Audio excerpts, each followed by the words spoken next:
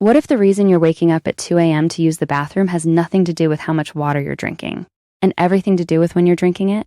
Most people over 50 think the fix is simple: drink less water.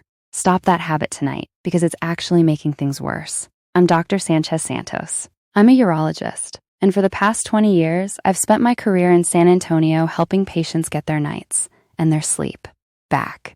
This exact problem walks into my clinic almost every single day, waking up once, twice, sometimes 4 times a night just to go to the bathroom. It has a name: nocturia, and it is one of the most common, most fixable, and most misunderstood issues I see in men and women over 50. Here's a number to sit with for a second. In a clinical study out of Nara Medical University in Japan, researchers worked with men who were waking up repeatedly at night to urinate after a simple, structured change to their water habits. Nothing more. 67% of them cut their nighttime bathroom trips by at least 1 full episode a night. No medication, no surgery, just water, timed correctly. Today, I'm walking you through the 3 things that actually change how your bladder behaves at night, counting down to the one almost nobody talks about, the one that surprises even my own patients. Stay with me through all 3, because the first 2 won't work nearly as well without the third. Before we get into it, if you think this could help someone you care about, hit subscribe right now and share this with someone in your life dealing with this.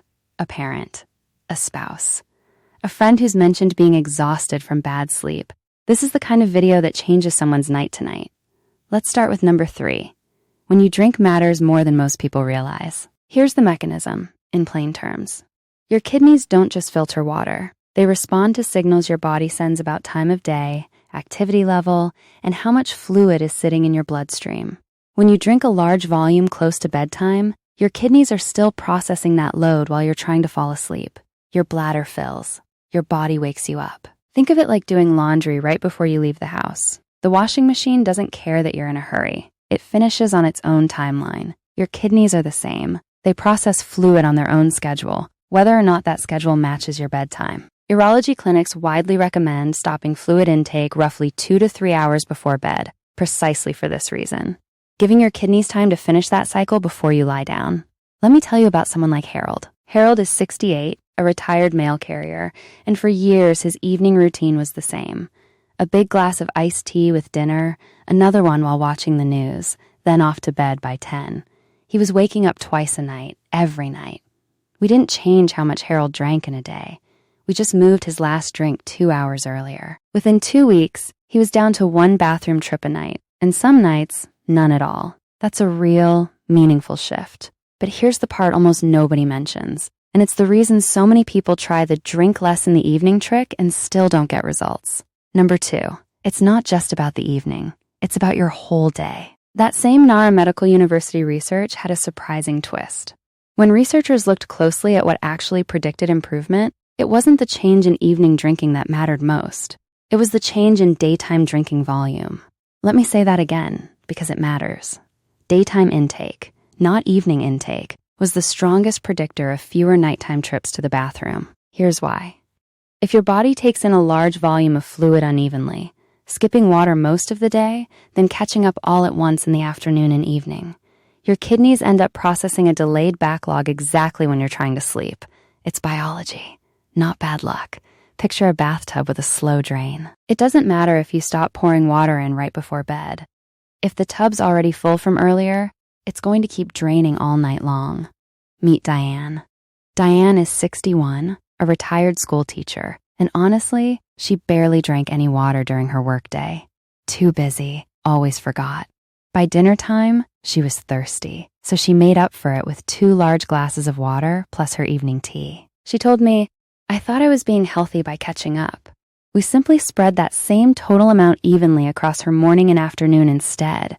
Same total water, completely different night. Her nighttime trips dropped from 3 to 1 within about 10 days. The fix here isn't drinking less, it's drinking on rhythm. Sip steadily through the morning and early afternoon, taper in the evening, and your bladder stops getting ambushed at 2 a.m. Now, drop your age in the comments below and let me know how many times a night you're currently waking up. I read these, and it helps me know exactly what to cover in future videos. Which brings us to number 1. This is the point that changes everything else you just heard. and it's the one almost no one connects to their water habits: salt. Here's the research. A study published in the journal Neurology and Urodynamics looked specifically at patients with high daily salt intake and nighttime urination problems. When those patients reduced their salt intake, their nocturia improved, independent of anything they changed about water timing. This pairs powerfully with everything we just covered, because here's the mechanism. Sodium pulls water with it. Extra salt in your system means your body holds onto extra fluid during the day, often in your legs and ankles. And then, once you lie down at night, gravity releases that trapped fluid back into your bloodstream. Your kidneys process it. Your bladder fills. You wake up. Think of salt like a sponge sitting in your tissues all day, soaking up water. The moment you lie flat, that sponge gets squeezed, and all that water has to go somewhere, straight to your bladder in the middle of the night. This is why some patients do everything right with timing and volume and still wake up twice a night. The sponge is still full. Let me tell you about someone like Ray. Ray is 72, retired, loves salty snacks in the evening, chips, pretzels, the occasional canned soup for dinner. Ray had already fixed his timing, already spread his water intake evenly, still wasn't sleeping through the night. When we cut back on his evening sodium, swapping the salty snacks for a piece of fruit, using half the salt in that canned soup, his ankle swelling went down within a week, and so did his nighttime bathroom trips. He said, "I didn't even connect the two. I thought it was just water. That's the part nobody tells you. It was never just water." So here's your action step, and I want you to start tonight, not next week. Move your last drink to 2 to 3 hours before bed. Spread your daytime water evenly instead of front-loading or back-loading it. And take a hard look at your evening sodium, the chips, the canned soups, the salty snacks after dinner. Let's bring it all together. Number 3, timing your last drink 2 to 3 hours before bed gives your kidneys time to finish their work before you lie down.